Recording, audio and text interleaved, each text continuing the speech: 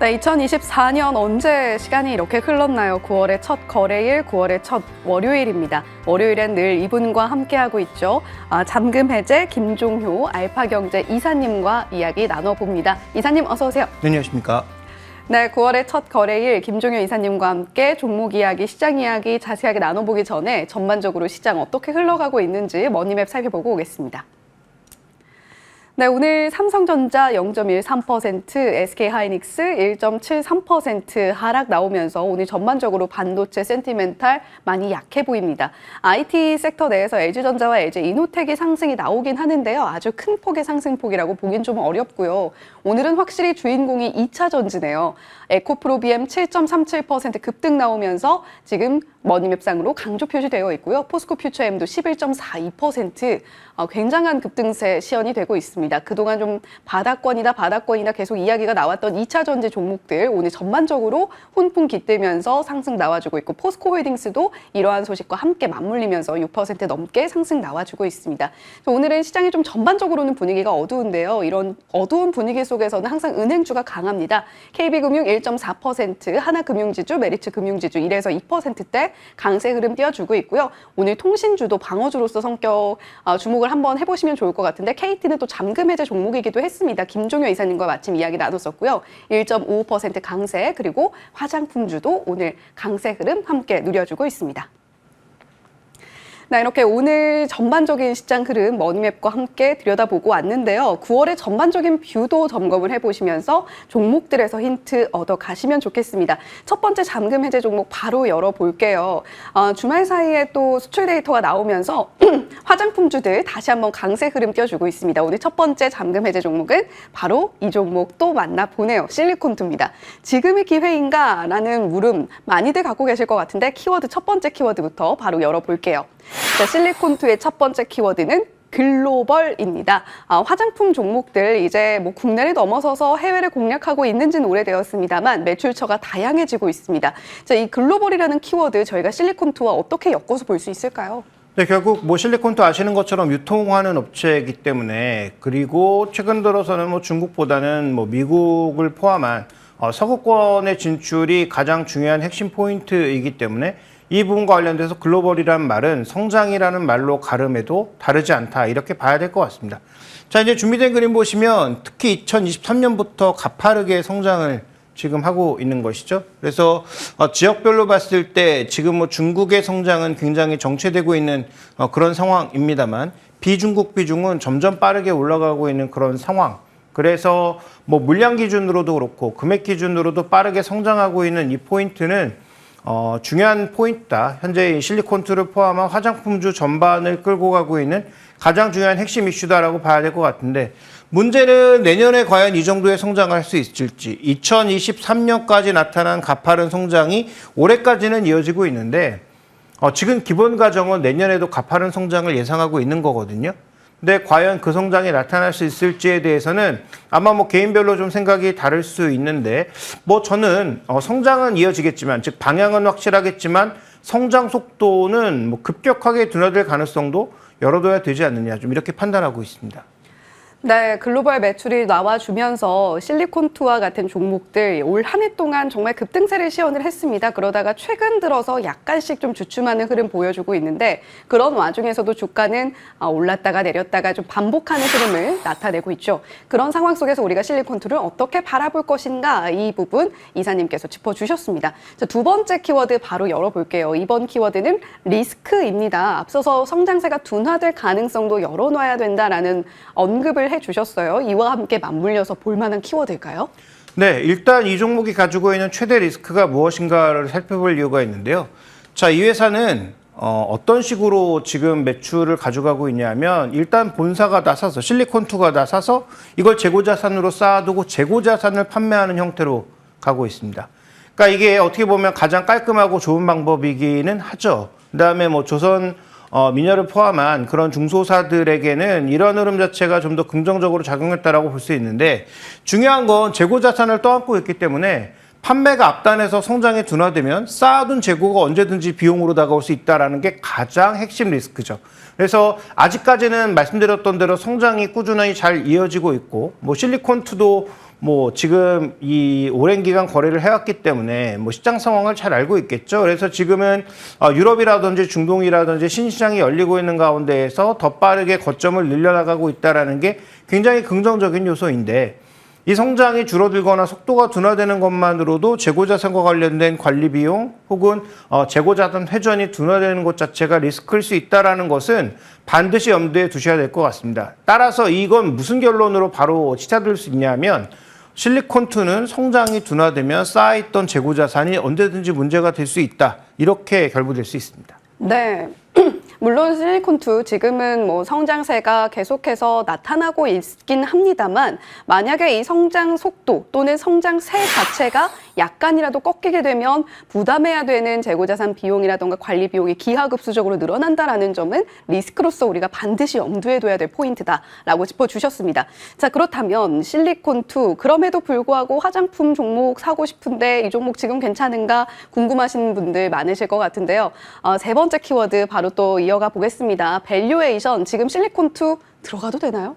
네, 지금 올해 실적으로 봐서는 조금 비싸 보이는데 내년 실적을 어떻게 보느냐가 결국 관건이 되겠죠. 그래서 지금 이 네이버 차트에 표시되어 있는 밸류에이션 상단이 지금 20배인데 20배를 훨씬 넘었다가 급격하게 지금 뭐 조정을 받으면서 아직도 이제 20배 위에 있다라고 볼 수 있는 상황인데, 뭐 지금 시장의 기본 가정은 내년에 1년 매출이 1조, 그 다음에 영업이익, 순이익이 한 2천억 정도로 예상을 하고 있는 상황입니다. 그러니까 20% 정도의 마진율을 낼 것으로, 그 다음에 전체적인 성장도 여전히 뭐 30% 이상의 견조한 외형 성장과 마진도 40% 이상의 성장을 보일 것으로 예상하고 있는데, 저는 조금 이게 나이브한 분석이 아닌가. 왜냐하면 지금 우리나라가 수출하고 있는 제품들의 경쟁력이 과연 그렇게 높은지, 그 다음에 실리콘2가 지금 계속 우리나라 수출의 한 7% 정도의 비중을 확보하고 있는 상황인데 이것도 계속 유지될 수가 있는지, 그 다음에 아까 말씀드렸던 재고자산과 관련된 리스크는 제대로 반영되어 있는 것인지, 이런 것들을 한번 따져봐야 된다는 거죠. 그래서 저는 내년도에 성장 속도가 지금 증권사들이 보고 있는 것처럼 가파르게 나타나지는 않을 것으로 본다면, 기존 전망치에서 한 20% 정도를 하향을 했을 때 그러면 한 1,500억 정도의 수익을 예상할 수 있고, 1,500억에 한 20배 정도는 저는 충분히 합리적인 밸류에이션이라고 판단하고 있기 때문에 이 종목의 이제 마진율이 그 정도가 유지가 될 수 있고, 마진율은 뭐 판매만 잘 조절한다면, 그다음에 재고자산만 잘 조절한다면 크게 빠지지 않을 것으로 보여서 그 정도의 수준을 유지한다면은 저는 목표가는 지금 뭐 대부분의 증권사들이 6만 원 혹은 6만 원 이상을 제시하고 있는데 그 가격은 쉽지 않다라고 판단하고 있고, 그러면 뭐 제가 생각한 1,500억 순이익의 20배 정도를 계산했을 때 3조 정도의 시총으로 계산한 목표가는 한 49,000원 정도다라는 거죠. 그래서 뭐 전고점을 조금 넘는 정도의 수준이겠지만, 그래서 뭐 아쉬울 수 있겠지만 사상 최고점을 넘어가기에는 내년도에도 엄청나게 가파른 성장을 예상해야 된다. 근데 그 성장을 예상하기에는 조금 너무 멀리 온 게 아닌가라는 생각을 가지고 있어서 제한적인 반등 정도를 예상한 투자 전략이 유효하다고 보고 있습니다. 네, 실리콘2 현재 가격 41,000원대 좀 지나고 있는 모습 보여주고 있는데요. 실리콘2가 앞으로 최고가를 다시 한번 경신하는 흐름을 그려줄 수 있을 것인가, 이 부분에 있어서는 우리가 다소 조심스러운 관점으로 지켜볼 필요는 있다라고 말씀을 해주셨습니다. 그런 만큼 실리콘2 목표가 49,000원가량 잡아보자라고 말씀해 주셨으니까요. 혹시나 관심 갖고 계신 분들 실리콘2 이러한 가격 전략 체크해보면서 지켜보셔도 좋겠습니다. 자, 두 번째 잠금 해제 종목으로 이어가 보겠습니다. 이번 종목은 농심이네요. 오늘 좀 수출주 위주로 저희가 살펴보고 있는 것 같은데, 해외 공장 증설의 의미는? 이라고 질문을 함께 던져주셨습니다.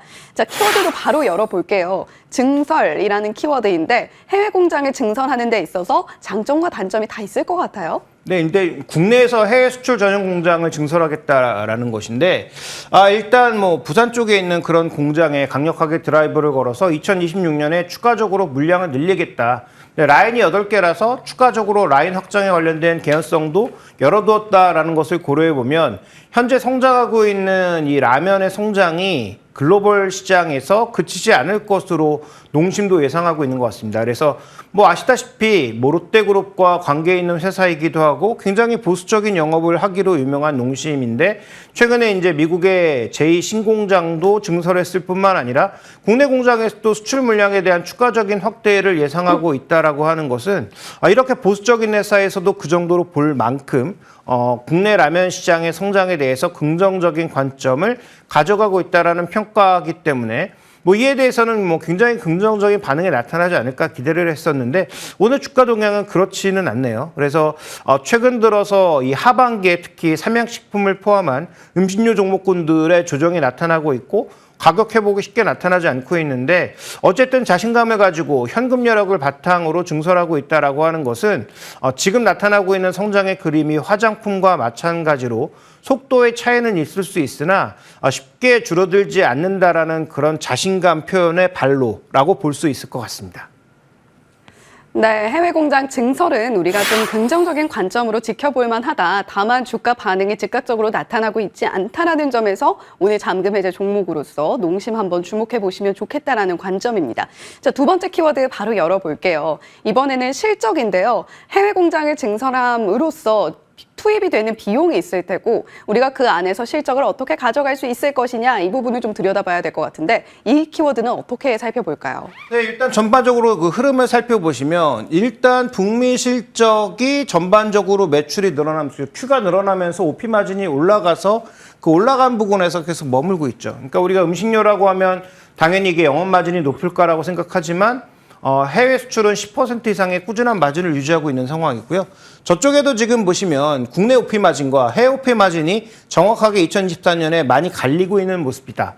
그래서 해외 쪽은 오히려 공장을 더 투자한 그런 관점인데도 영업 마진은 꽤 긍정적으로 나타나고 있고 그 다음에 이제 원재료 쪽 가격은 하향 안정세죠. 거기다가 원화가 강세로 돌아서면서 전체적으로 지금 원가 쪽에서는 받을 수 있는 부담은 적은 상황이에요. 따라서 실적에 대해서는 상반기까지는 투자 비용에 대한 그 부담 때문에 실적이 오히려 예상보다 좀 축소되는 모습이었지만 하반기에는 기저 부담도 조금 벗고 그 다음에 비용적인 측면에서도 세이브되는 측면들이 있다라는 점을 고려해 봤을 때 하반기부터 실적은 일정 부분 올라올 수 있다. 이렇게 좀 봐야 될 것 같습니다. 그래서 아까 말씀드렸던 해외 쪽의 공장을 늘리고 해외양 수출 공장의 비중을 늘리는 것 여전히 이 차이나고 있는 OP 마진에 기인하고 있는 것이고 뭐 국내도 현재 구간에서는 뭐 라면을 중심으로 일부 과자도 다시 회복세로 가고 있는 만큼 뭐 실적은 하반기에는 좀 더 올라올 수 있다. 이렇게 판단하고 있는 것 같습니다. 네, 농심에 대한 이야기 지금 나누고 있는데요. 한 가지만 조금 더 여쭤보면 좋을 것 같아요. 농심의 경우에는 뭐 지금 식품주로 이야기할 것 같으면 삼양식품 같은 종목들도 있는데 농심을 저희가 지금 이 시점에 주목해야 되는 이유가 또 추가적으로 있다면 뭐가 있을까요? 삼양식품보다 농심이 밸류가 전반적으로 굉장히 싸고요. 예. 그 다음에 하반기의 실적 모멘텀은 뭐 삼양식품도 나쁘지 않겠지만 저는 농심은 상반기에는 오히려 제대로 반영되지 않았고 하반기에 반영될 거라고 보고 있기 때문에 하반기에는 만약에 음식료주가 오른다면 대장주는 삼양식품에서 농심으로 바뀐다. 이렇게 판단하고 있습니다.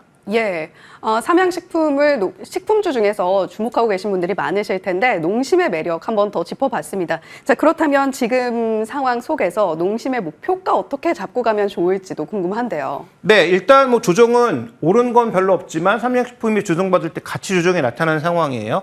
그래서 밸류에이션 추이를 전체적으로 지금 보시면 굉장히 낮은 상황입니다. 트레일링으로 봤을 때도 그렇고 포워딩으로 보면 지금 11배 수준까지 떨어져 있는 상황이에요. 그래서 삼양식품도 조가의 조정을 크게 받았지만 삼양식품은 그렇게까지 낮은 수준은 아니거든요.